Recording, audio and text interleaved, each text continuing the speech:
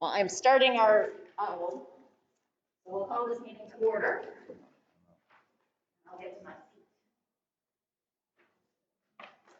Alderman Hayes, will be open to do an invocation for us. Absolutely. Lord, I thank you so much for this day. I thank you for the rain, Lord. I thank you for the fact that we've gotten through all these elections. Lord, I'm so grateful. My heart is full. And it's just because I know how much you love us.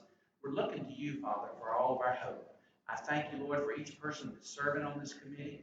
I thank you especially that there are generous people out there that are willing to give to us to help make this barn, this building, everything that it needs to be. I ask, Lord, you'll give us wisdom as we make these decisions, that we're good stewards of the people's money. It's all in Jesus' name that I pray. Amen. Amen. Gosh, thank you so much. Thanks, man. Okay. Am I far enough away from everyone that I may speak without my mask? Sure. Just to not let it be Sure. too This much. is more than 6 feet. It's more than 6 feet, but we are definitely all about being cautious. Yes, ma'am. So, if I could have a motion to approve the agenda, show Mr. Hinton motioned and Mr. Tinsley second. All in favor? Aye. Show it's unanimous. Approval of the minutes. I'm going to make a couple modifications if I could, and I'll give this to you, Jennifer, when we're done. On page 2 of the minutes, there's a section called Conception Presentations. So this is what I'd like to modify, where it says family-friendly culinary estate. I'd just like to add a slash and add the words food hall, just to give a better kind of title to that presentation. On bullet point 3, it mentions self-sustaining food vendors, and instead I'd prefer if we can just be a little more specific and mention up to 8 unique food concepts. And then the next bullet point, music stage for live events. The word event or event center or anything like that causes a lot of concern, and we really don't want to spread any misunderstanding or confusion about it. So let's change that, if we could, to outdoor stage for music, movies, sports viewing, etc. So with those amendments, I'll make a motion to approve the minutes. Do I have a second? I'll second. Now, let me ask you. Oh, do we have any other amendments? I'm sorry. I want to ask you again. You're changing the music stage to just an outdoor stage, right? Outdoor stage for music, movies, sports viewing. Okay, I just made it a little bit more specific. okay. And the self-sustaining food vendors, you have 8? Yep, I worded that as up to 8 unique food concepts. Okay. Now, did someone read that and make these suggestions, or this is just you? Somebody had read that and suggested that this description was an event center. Okay. And so I wanted it to be very clear that this concept is in no way an event center. I appreciate your Really don't want sensitivity. our event center owners to feel like we are in any way trying to go there. No problem. We know we are not. Do I have any other amendments to the minutes? Okay. I'm not allowed to make the motion for my own. Can I ask a question? Of course. Am I allowed to make motions and seconds?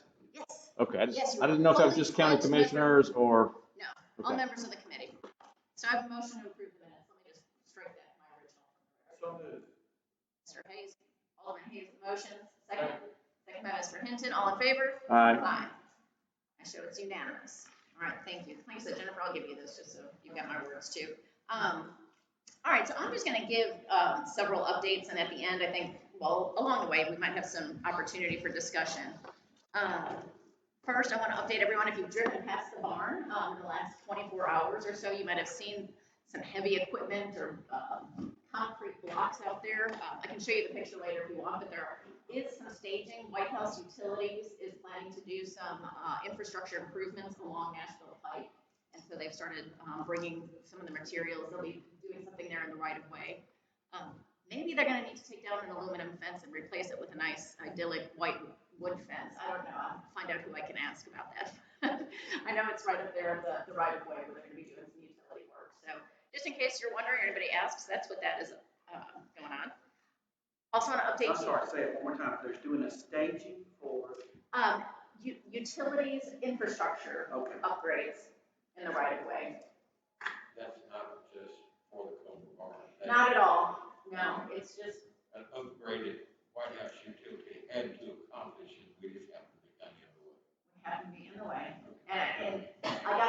information from Brian Ledford at Rogers Group, so they were in touch with Rogers Group as it's. Yeah, they've dug up on that front area before White House Utilities has, because they've got the easement or whatever to do their work, yeah. Mhm. So who knows, that might be beneficial to our project in the long run. Go ahead and run it down the barn for I'm gonna do that too, why not? I am definitely in the business of asking anyone to do anything for free for us. So that's good news, I suppose, or it's just the update. We are working on the reformation deed for the property. We do need to have it in place before we spend money on this project, so that's imperative. And we are at a bit of a challenge right now in that we had Richard Graves offer to do the survey for us for free. He was out there with his team. It's probably about a month ago that they were there. They spent the better part of the day taking all the pictures that they needed to complete the survey. But we can't get in touch with Mr. Graves right now, so I actually just ask you to keep him in your thoughts and prayers. Hopefully there's no medical issues, but we haven't been able to reach him. That would be Leah Denon and myself. I'm not at all. That's Richard Gray. Well, you know, he has. No, Richard Graves. no, He's busy. he's very busy. If you want survey done, you'll have to go sit on his front porch. Gotcha. He stays there behind all the time. Yeah. Now, within a couple weeks ago, I was in touch with him on a Monday, and he did not show up for a planning commission meeting on Tuesday. And that's really unusual, especially because they had a couple projects on the agenda at that planning commission meeting. That's a little strange. What's that? That's a little strange. Yeah, so we're gonna just hope that all that is okay. We did share the draft of the reformation deed and all the other language with exception of the legal description that's coming from the survey. So the rest of the legal framework for the reformation deed was drafted by Leah and her real estate attorney. We have sent that to Rogers Group, so Brian Ledford and their legal team is taking a look at that and expediting their review to let us know if they have any issues. Well, and what has been submitted is all the stuff that has any flexibility. The survey is what it is. Correct. So if it's late, that really don't matter. It is what it is. So if you get the rest of it out of the way, then that's just an additional bit of information. It's the appendix, Yeah. exactly, with the full legal description, so. And I hesitated to send them the draft of the reformation deed until we had it all, just so we didn't have a conflict of versioning and stuff.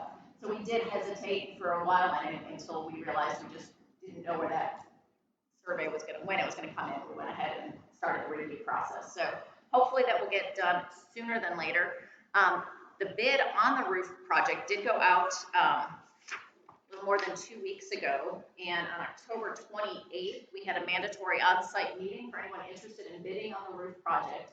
There were 6 businesses that attended that mandatory meeting, but we received only 1 bid, and I'm grateful for that 1 bid from Brian Harris Homes.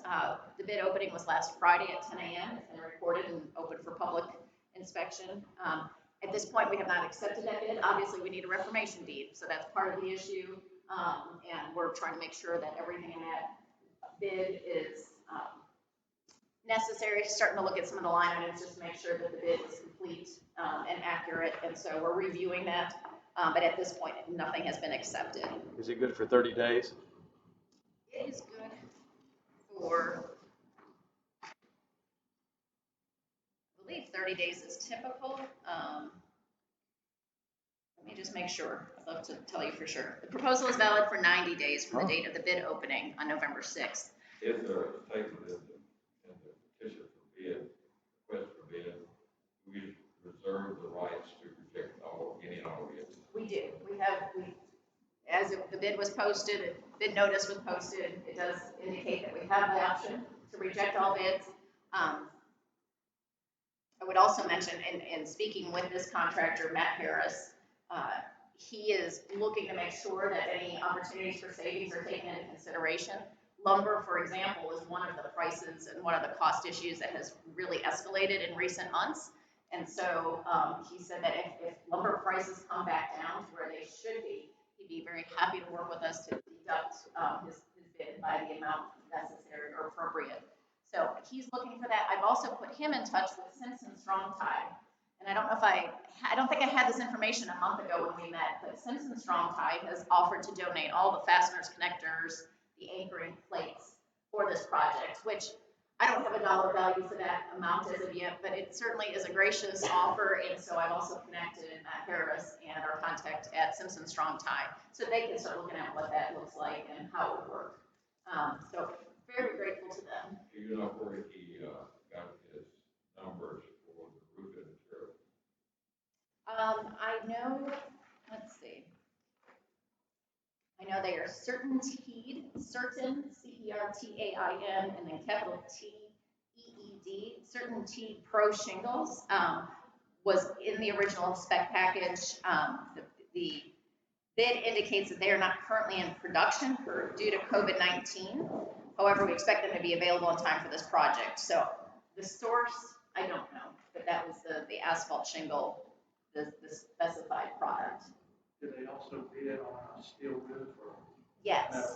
yes. That's all, and you mind telling us No, not at all. It's public record. So, sorry, I'm how much? hunting and pecking around with the details. So we asked for 2 bids, one on asphalt shingles, one for the standing seam metals. So option A, the fiberglass asphalt shingles, the bid from Brian Harris Homes is for $453,986. And then option B for a Peterson snap clad metal roofing. There is a note that in the bid, they believe that there was an error where 2 line items on the spec sheet were duplicated. So the bid for the metal roof is $510,789, but potentially a $10,944 deduction if that line item is duplicated. So Richard Jones, our county engineer, and Matt Harris and his team are going to look at that to make sure that the necessary materials were included but not duplicated. So that would put it under the Yes. 500,000. Yes, and so that would keep us under the 500,000, which of course is the budget number we have to work with right now. I guess maybe 3 or 4 things that maybe would make that $510,000 amount come down. One would be that 10,000 I just mentioned, that might be a duplicate. There was some discussion during the bid opening that there might be some value engineering that Richard Jones and the county can provide that was also included in the bid. So there might be that. The lumber cost I already mentioned. So if between now and the time they're buying lumber, if the cost goes down, they would help, evaluate and deduct the cost as appropriate. And then of course, if they wanted to donate any services, they're welcome to do so as well. But and then just keep in mind there is a 10% overhead line item in their bid. So there's a $50,000, essentially $50,000, 10% overhead. Not overhead, that's not the right word. It's Overage or whatever. you know what I'm talking about, just in case. Contingency, that's Contingency, the word yeah. I'm looking for, not overhead. Forgive me. So, So we don't have anything from the roofers in Portland. correct. We did not receive anything from anyone with a Kirby roof. Is that the roofers in Yeah. Portland? Or others. There were some other roofers. When we had 6 show up for the mandatory on-site meeting, I was really encouraged, and I know from other county projects that was a really solid number. In speaking, I did call and spoke with the others that did not submit a bid. One, they just said they ran out of time. They were looking for some information, and they were not able to get all the details they needed to submit a solid bid. One indicated that they were not bonded, and so they were not eligible to apply for to bid on the project. One was another roofing company, and they just realized that with the amount of rafters and decking that needed to be replaced, there's a lot more structural construction work that they were not qualified for. And one had an emergency, and the person who came in town specifically to help put together the bid for this last week, they fell ill with a appendicitis issue, and so they were not able to complete the bid. So that's 4 out of the 5. One I've not heard back from. So One of them was Baker?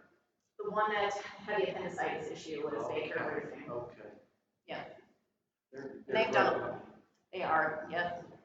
So I'm very happy with Brian Harris Homes for attacking this. It did require, I think, more creativity than your standard roofer or roofing contractor. So having a home builder essentially offered a bid on this project, they're bringing the skills that they have in construction to deal with some of that complexity, and offering that. How could they even issue a bid, when we don't know yet what wood structures are gonna make it and which ones are gonna have to be replaced? Or do we know now? Well, as the bid notice went out a couple weeks ago, our engineer put together a spec sheet. Okay. And in summary, the expectation is that the sheds or the lower roof lines on both sides of the barn are, the vast majority of those need to be replaced. And so the expectation is that 100% of those rafters and decking will be replaced on the sheds. And then on the top line roof, based on, taking a lift up and assessing the situation, the expectation is about a third of that material will need to be replaced. So that's how the spec sheet was developed from the county's perspective when the bid notice was put out. Did we leave any wiggle room in that analysis? And by that I mean, if they, worst case scenario, if they get up on the top part and there's a third of it, there's not a third, there's a fifth of it that has to come off. Or worse, if there's half of it that has to come off. I mean, what assurance is, if I was the bidder, Right. almost, well, I need to step over an issue. If I was the bidder, it's kind of a shot in the dark.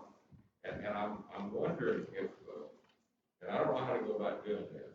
If it was just my money and my project, I know how to go about doing it, but I don't know what you legally can do. How much wiggle room can you agree to in a bid process like this? It says, if it don't turn out this way, then we'll identify the difference, and confirm the difference and deal with that accordingly. I don't, it's a hard situation to get under the umbrella. This really is. It is, and I know from attending the mandatory meeting that was on October 28th, Richard Jones, our county attorney, was, County engineer. county engineer, what is it? County attorney. You don't have it. They're all professional service, smart people, smarter than me. Richard Jones, in that mandatory meeting, indicated that he would be continuously available to those that were there working on the roof to evaluate does this need to be replaced or not. And he also indicated that as issues are identified, that we would certainly be amenable to making the necessary adjustments on the. You got it. You just got it. So I don't know legally exactly where all that is captured, but I know that was the expectation communicated by Richard and heard by those in attendance. I think you can make any adjustment that both parties agree to. I think that's legal. I don't think that's sub-management. I think that's okay. I think the world recognizes that that's okay to do that. Both parties agree that that's okay. Right. So, but I'm not real sure about that when you're dealing with government money and all that kind of stuff. I'm not absolutely sure that would be a private tree. But I am really disappointed that the roofer in Portland never made any pitch for the material. And I don't know whether it's too late for that or not. They'd have to go to if the bid is awarded to this company, they'd have to go to that company and say, of course, they tell us we could go to the company. Everything's negotiable, And what would they care? If the material showed up from top of the ridge instead of Atlanta, who cares? Right. Yes, and I think there is definitely an open-minded sense from this bidder that any material that, and Simpson Strong Tie is top of the line, so there's really no hesitation whatsoever with that. And so for that, obviously, we're extra grateful. If the material quality was really suspect, yes, then obviously we would. What about Harbor Freight and Lowe's? Not Harbor Freight, whatever they are. Home Depot. Home Depot. Yeah, I've been in better contact with Home Depot than Lowe's. They are continuing to push our requests up the chain. Okay. So it's not, I haven't given up hope completely, but it doesn't look great. However, what I also heard is that while lumber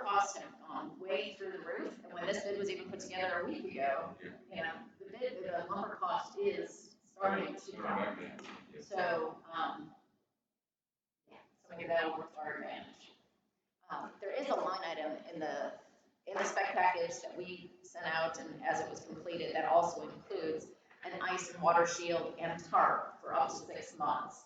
So I believe there is the expectation that if and when we can award this contract, if the winter conditions and others just don't allow us to continue immediately with the project, that we would have some kind of remediation done.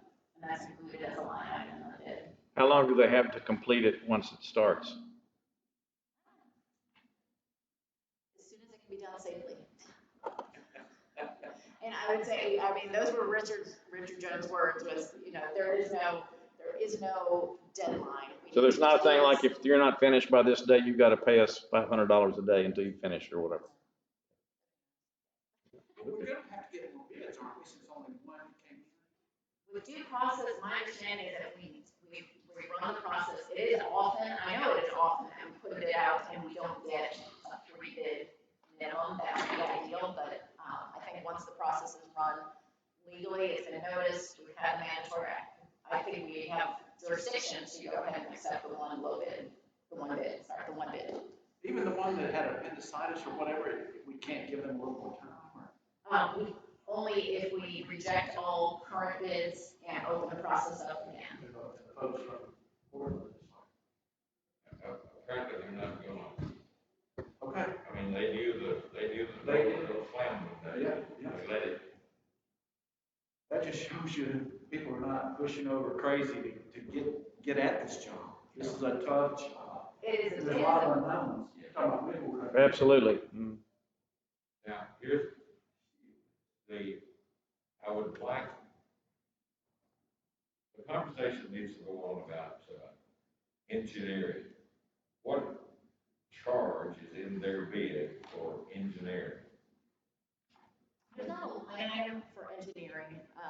The bid is put together based on the spec sheets that we as the county provided in the bid notice. Okay. And so any type of professional service, overhead is a better word to use here, is incorporated in those line items. So, for example, you've got the upper shingle roof rafter 2x6x2, and you've got a line item unit quantity, their unit price, and that unit price, my understanding is that unit price on every line item is incorporating their professional services along with it. It's not a separate line item. When you know that exactly how much we have is about how much that roof's gonna cost. I'm sure that's good, it just kills me. Yeah. It is unfortunate. And I would bet that more than half of that is the structure underneath. In other words, I don't think either steel or. I think you're right. Yeah. Well, the shingle bid was not much less, was it? So No, that pretty much tells you that it's mainly the wood structure. It's, It's basically right about a $50,000 difference. Are you talking about 50,000 difference between steel and metal? Asphalt, yeah. well, I think the bidder ought to be asked, if we provided all the engineering necessary that you require for this project, would there be a difference in your bid? And that was one of the items that Richard and Matt Harris were going to speak about. There was the 10,000 they mentioned on the front page of their bid. There was the possibility of lumber prices at some point in the future. And then value engineering was a question that came up during the bid opening. And that might be an opportunity to adjust the bid as well. Well, and I don't know what I'm talking about, but I'll just go ahead and talk about all with it. Please do. Love it when you do. You've gotta cover yourself. If you're this bidder, you've got to cover yourself because you need a professional, and it may require a stamp, like an engineering stamp. Because I know when we rebuilt the library in Portland, one of the big items that was of expense was engineering. But we happened to have an engineer on the board for the rebuilding of the Portland Library, and he done the stamping, and all that cost was nothing. So if we're in the position to have an on-staff engineer, then they need to be asked to go back through this and quantify how much money is in this bid that involves engineering, and there at least needs to be a discussion. Now, if they're gonna say to us, we're not exactly comfortable with using an engineer that we're not familiar with, now, is it the engineer going for their protection, or do they have engineering stamps because it's required by the law that you have an engineer stamp off on it? But if it's required by the law, if they know what they're doing, they don't need engineering help. We're gonna go out here and fix this for you, and yes, we'll get an engineer to stamp it, but he won't tell us anything, we're just gonna fix it. But technically, you've got to have his stamp. We have the stamper. We have the stamper. That's right, and that conversation needs to be held with those folks. Now, is there any money, if we were able legally to waive the engineering requirements that you have got figured in this project, if we'll say, if we got an architect who would volunteer, or any professional entity that they're required by law to have them sign off on, give us a chance to provide that. Now, they may say, well, we don't have any money in there for that. Well, okay, if that's true, then it's a wasted discussion. But if they in fact do go through and itemize and stick 5% on everything that goes through there, especially the labor, not material, because material comes with its own specs. But there surely is some money. There surely is some money in engineering that we can walk away from that we can prove. And we'll have to be ready to do that now. If they call us and say, here's a section that we gotta have somebody sign off on, then he's gotta be prepared to do that. Right. Absolutely. I'm just looking anywhere that there's any money left in the Congress. And I don't blame them, by the way. Right. I would have started, if I'd been them, I'd have started a position that I didn't expect to completely hold. I'd have left myself where we were, if I'd have been that company. So, I don't Yes, know. I agree with that. Where are they out of? They're based in Hamilton. Okay. Well, that part's good. Yeah, that might be one reason they're like, okay. I know that they feel that this is the kind of project that they would just really be proud to be associated with, the importance to the county And that's and the wonderful. city. Yeah. But they need to understand that we have to ask hard questions because we're getting blood out of the turnip. A lot of it. There's no blood in the turnips I roasted last night, Sometimes so. the turnip gets on Facebook and says anything. Yeah, that's right, that's right. Indeed. Well, along these lines, just kind of want to give you all an update that I am continuing in the process of setting up. I have incorporated a nonprofit called Preservation Foundation of Sumner County that will continue down the path of raising funds beyond what we have to work with right now. Hopefully, we won't need it all for everything. Hopefully, we can stretch our current budget a little further than what it looks like right now, but I just wanted you to be aware that that has been incorporated. I'm finalizing the inaugural board.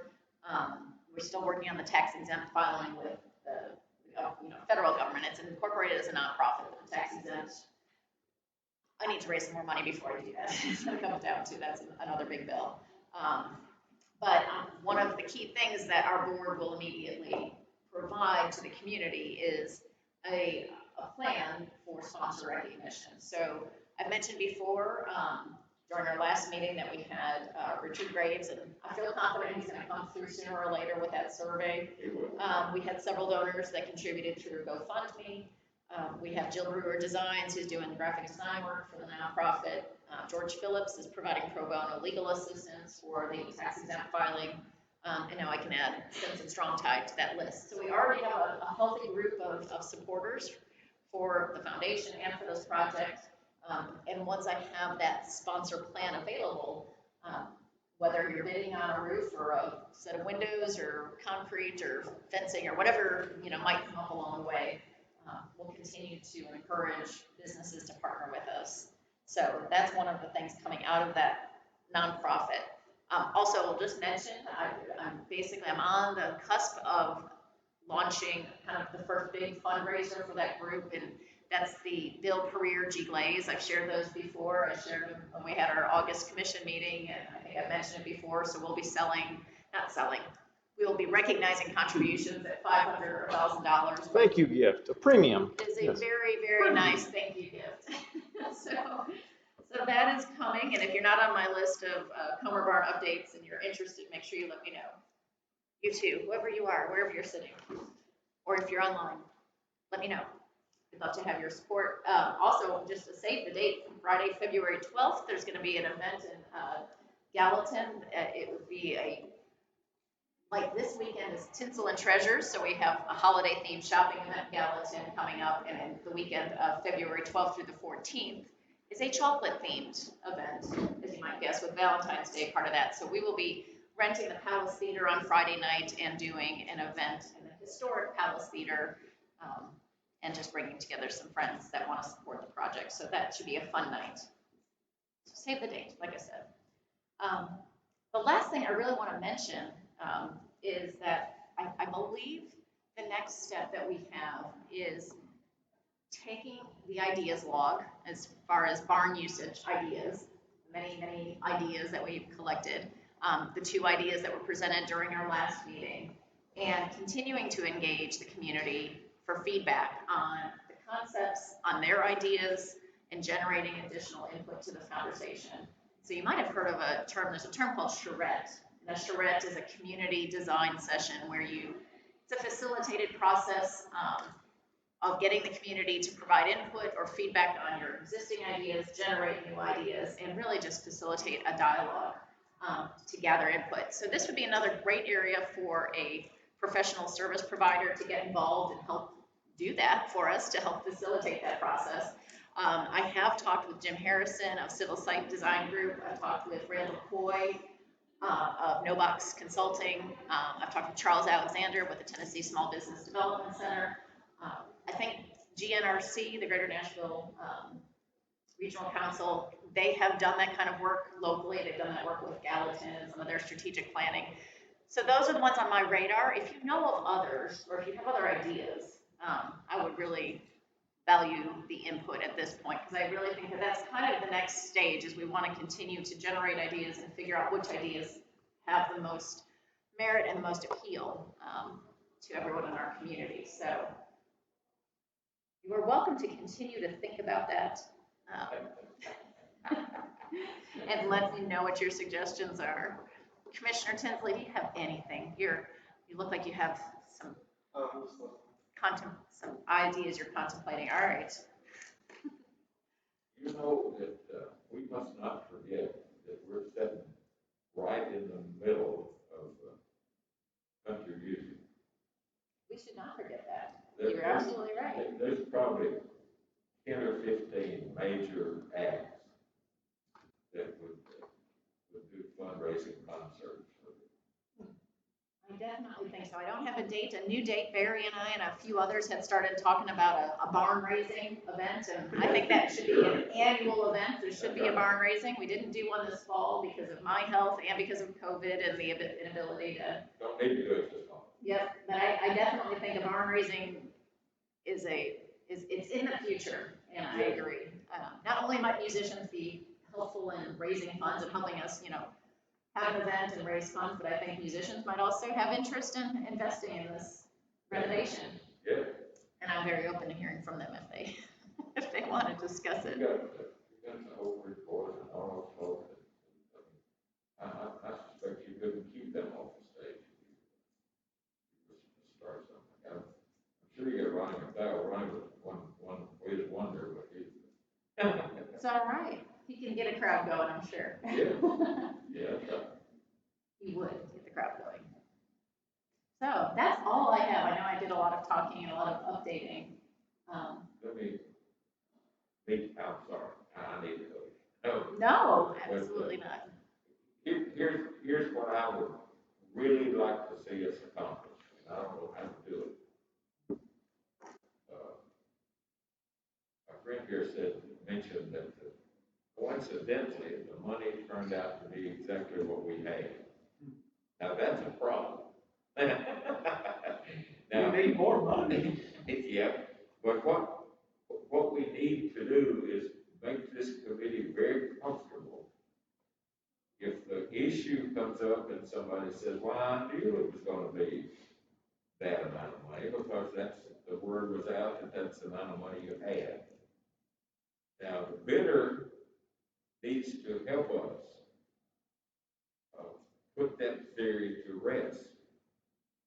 If the bidder knew how much was there on the table, you know, and that's what people are gonna say, well, of course it was there, because that's how much money you had.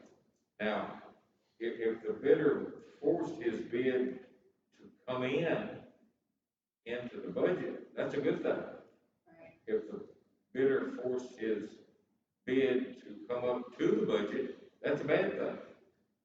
And he needs to help us, whoever it is, needs to help us in no uncertain terms to be able to defend the amount of money that we're about to agree to spend, because it's all the money we got.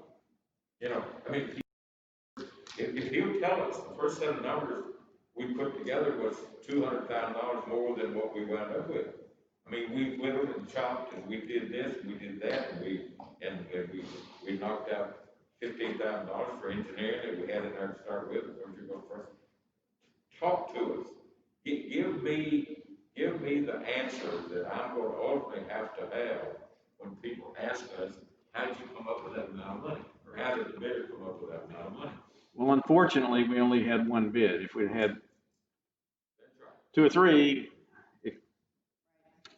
who knows? I But think the observation I would have is that, and I agree with you, it feels uncomfortable that those two amounts line up so closely. I think there was certainly an expectation with 6 bidders or 6 potential bidders showing up at the mandatory meeting, that there was going to be competition for the project. yeah, that's true. So I mean, I they didn't, definitely take some comfort from that. yeah, they didn't know that nobody else was going to bid. So It would have been a risk to go to the maximum. And we need to make sure that we parrot that. I mean, whether we like it or not, we're in the PR business. And we'll stay in the PR business until this is over with. Like it or not, it's the position we're in. Because we're only going to come back here and probably ask for more money. And we need to be, ducks have to be pretty well rolled up. Is it not possible for us to break it and have one company that just puts the roof on and one company that does the structural work? Potentially. And we would have to Is there a way for us to change the process where we can basically rebid it, have it rebid out, where we do it that way to see if the price, because I'm sure I'm sure the roofing is not the most expensive part of it, obviously, but I wasn't sure if there might be a good economical benefit to having one to company. getting 2 different experts. And I think, what I've found from talking with those that were at the mandatory meeting that didn't bid is that for a roofer, this project was well beyond their scope. So you needed to be a well-qualified construction entity that might also do roofing. And so really out of the list of 6 that originally showed up, I believe Baker Roofing and Brian Harris Homes are the 2 that would fall into that category given their scope of experience and what they do. So we could break it up and rebid it. Personally, I think that that's going to add more time to the process rather than get us to the, I don't know that that's going to get us a better dollar amount solution. And I think then you run the risk of staggering 2 different providers when in fact you might want to replace and cover in sort of a, unison sort of fashion just to protect the structure. I know that that was part of what I heard mentioned in developing the bid and the creativity that was necessary in envisioning how this project would work, that you're really trying to replace rafters, replace decking while you're putting in the new surface. And so I think they go hand in hand. So that'd be my initial reaction is that. I'm kind of like Larry. I feel like this is going to blow up in our face that we only had one person bid on it. And this is already kind of a controversial project, like it or not. And I just feel like us only having one person bid on it is just not, it's not gonna give a very good PR standing. There are framers out there that probably would bid this project by stripping and targeting. And I'm not talking about completing the whole project. I'm talking about stripping and tarping the overhang on the highway side. And then you step out of the way and the roofer comes in and roofs that section. And then you, and I don't know what I'm talking about. You already know that, so I'm wasting breath. But I'm just saying, that could be done. I mean, and there's, the mayor of Millerville, for example, is a framer. That's all he does. He don't do roofs, I don't think. He's a framer. And there are people out there that would bounce on that roof and strip it off and put it back and put the tarp over it and walk away and said, okay, it's ready for the roof. I mean, that's probably the way they build houses. It's just on a much bigger scale. Somebody comes in, decks them out, and then the roofer comes in and puts the roof on. So this one bid, is that guy a contractor? I mean, is that, Yeah, he's a custom home builder predominantly. I mean, he subcontracts for roofers and Yes. framers. So So- that's, and I believe that that's the nature of what's happened, is that they're bringing in multiple subs to Sure, yeah. be part of this project. Yes. So they're framer and a roofer. I agree. I don't want any shade thrown on this project. I don't want any dark clouds. I personally think we're gonna end up with egg on our face and a bigger controversy if we don't kind of even contact the company and say, hey, we only got one bid, we gotta put this out again. You know, you're welcome to resubmit, we would appreciate it if you resubmit, but kind of reject and try to widen our scope a little bit, maybe even if we're getting, because I feel like only having the one bid, we're gonna end up with a large element of the populace that says, you know, this is crooked, you know, they're asking for basically the entire amount of money and, you know. Sure. Well, and that's why I'm glad we have recordings of meetings like this where everything is being shared openly. The bid opening that was on Friday was shared openly.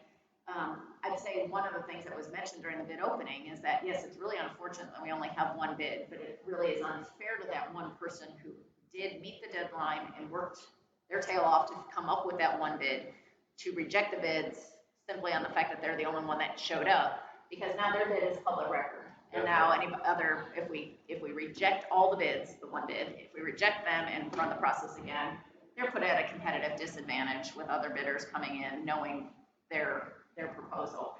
And so, you know, I just think that that's something to pause and consider as well. So, you know, it is not really this body's responsibility or authority just to decide what to do with the bid. You know, I think we certainly can have a collective input and stay abreast of the situation. But, you know, I just think there's a lot of considerations. So And I'm looking for it as in 6 months when we're trying to do something else, we're still gonna be mired in controversy of, well, they spent, you know, the full $500,000 on the roof. They only got one bid on it. You know, they're gonna find, I mean, I know there's an element of the populace that is against this barn. And that as we are trying to make the barn into more than a barn on the side of the road, are we gonna kind of, I feel like we're making a little bit of a mistake at the forefront of it by not clearing up something. I mean, we're looking at it and we're all saying this is probably gonna be an issue. I feel like we should solve the PR issue, because there's a 5-year PR problem with the barn. Did anyone talk, I mean, you listed the reasons why they didn't bid. Did you talk to them, the other 5 that did not submit a bid? I did. I talked to 4 out of the 5. I mean, I guess the thing is if you rebid it, do you really think that they're gonna bid? Or was that just an excuse that they had because they didn't want to fool with such a complicated That's good. project? I mean, if you really, really think, like the appendix guy or whatever, and I don't even know who that was, but if you really think that they might bid again, of course, look, I've been submitting things for the CARES Act and all, and I had to stay up till midnight. You know, it's like, do I really want to do this or do I not? And I wanted to do it, so I stayed through it and I put it in and got it in by the deadline. So you look at it that way, if they really wanted to bid on it, they would have bid on it.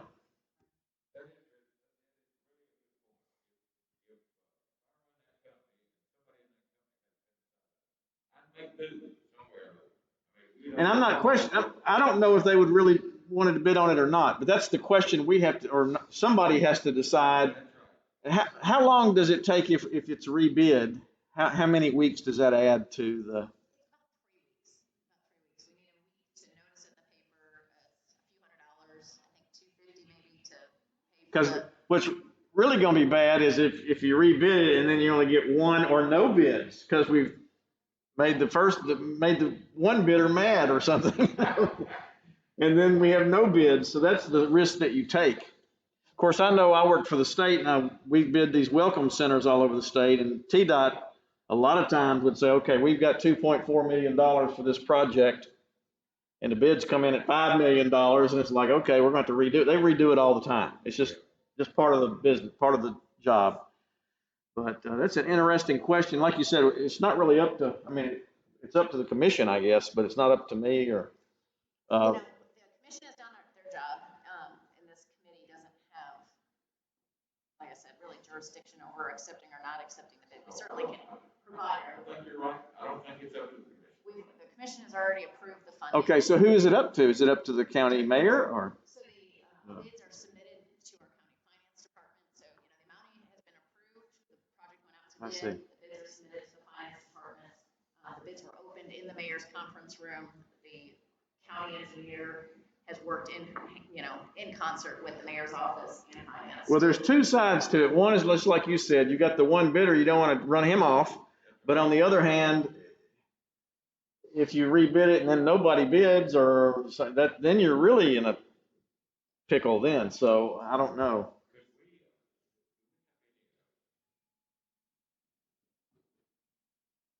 Do we have any way to talk to these people that came to The mandatory onsite meeting? Yes. Yeah, and I've talked with them. That's what I've been doing over the last couple of days, Oh, okay. is making contact with each of them. And so, I can just also, would be public record, I just wasn't gonna go to this level.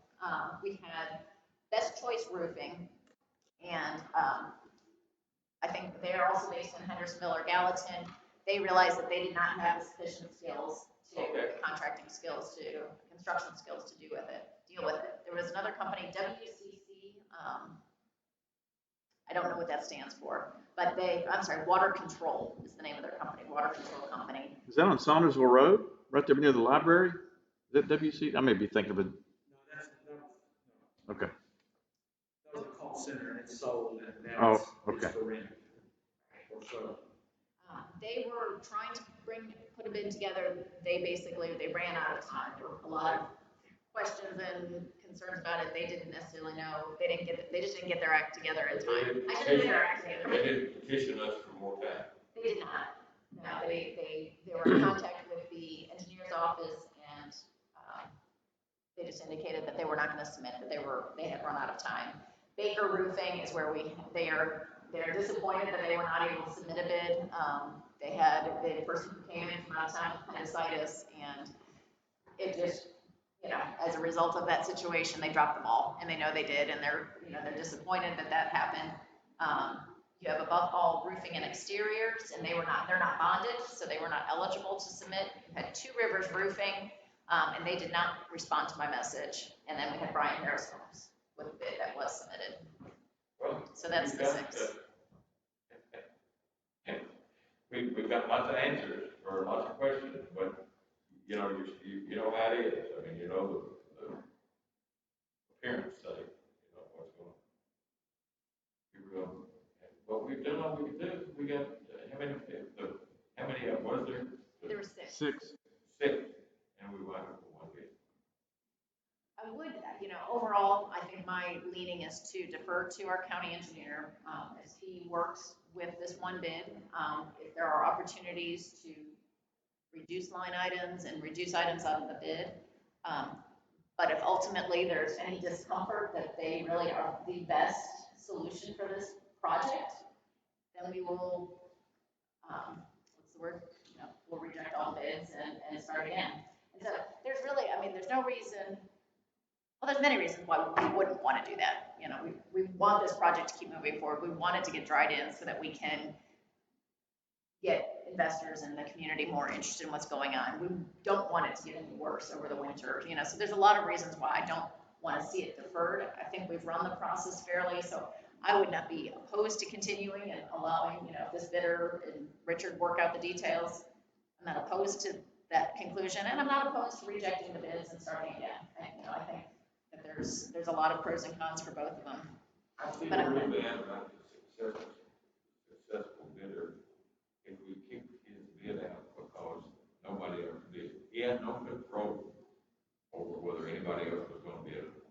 I mean, it ain't like he stuck the battle box that he went to and said, don't y'all bid in the beginning, you know? No. I mean, it was put out there, and 5 or 6 people were there for the pre-bid, and everybody had the same opportunity, and, you know, you seem like a terrible way to run it, and we'll shut Sumner County down if Anthony gets a kidney stone. I mean, you can't run businesses because, you know, if they're that dependent on that person, he needs to ask for a raise.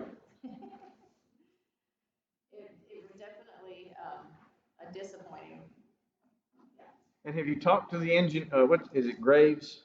Richard Graves? Richard Graves is the surveyor. Richard Jones is our county engineer. I'm sorry, I don't know. That's all right. I talked with Richard on Have you Friday. talked to the engineer about this situation, and has he given you his? I talked to him on Friday when we had the bid opening, and I have not been able to speak with him since. I would talk to him and say, look, I did like. I'm sure he's been in this situation before. I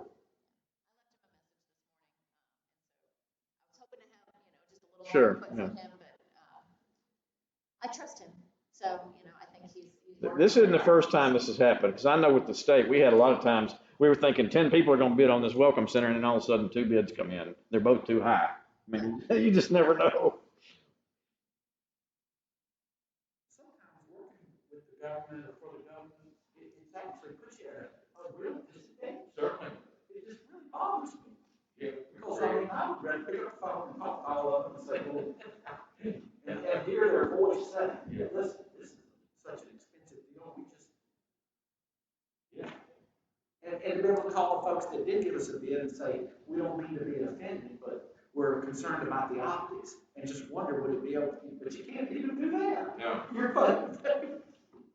Well, I think we ought to have the people who chose not to bid.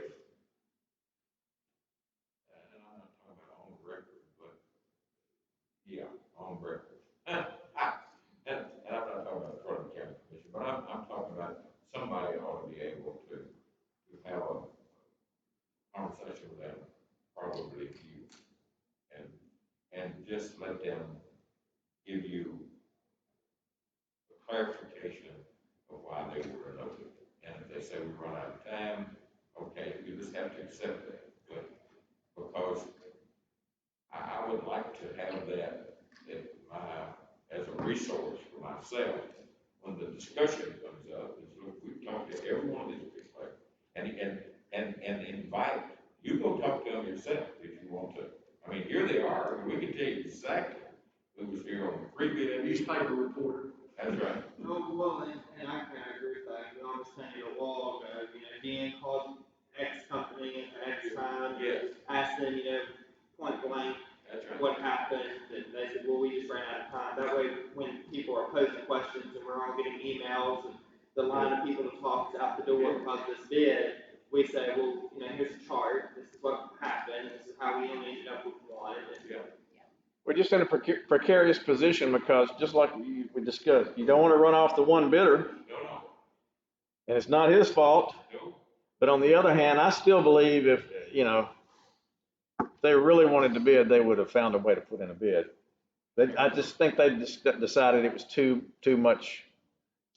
It's a huge project. Too much of a project to take a chance on. They realized that it was that big of a project. When they got there, we ran out of time. And, it was the one that wasn't bonded, and they were. Well, they didn't have a chance in the first place, but. I feel like in an already kind of a muddy pool that we're in this far, we're making it a little bit muddy.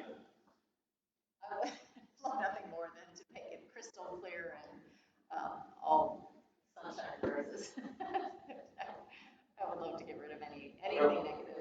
There's nothing else anybody or the Sumner County staff could have done.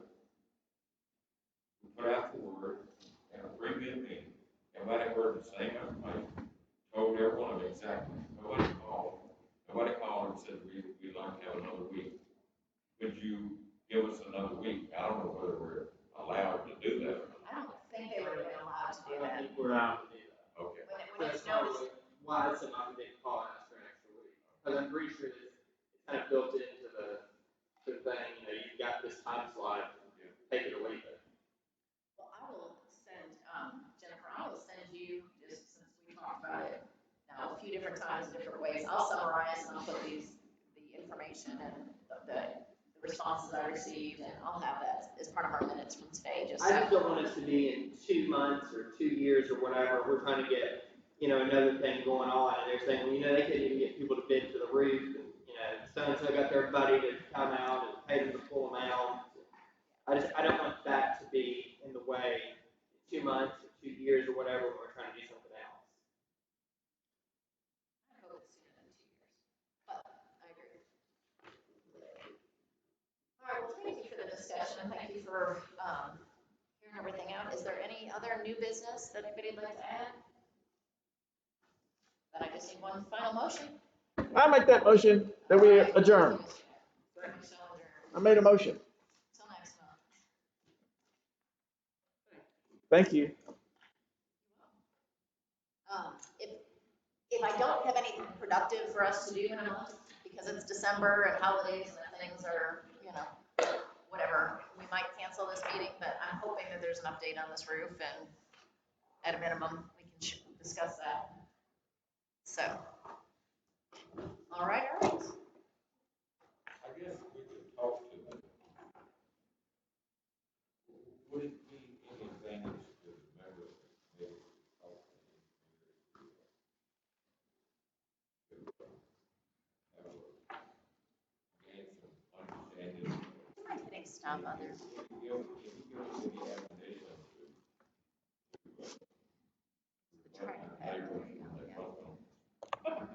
Dan, you're not as concerned as we are about this stuff, are you? As far as about the blow map. We're not, this is off the record. Right? Well, Yes.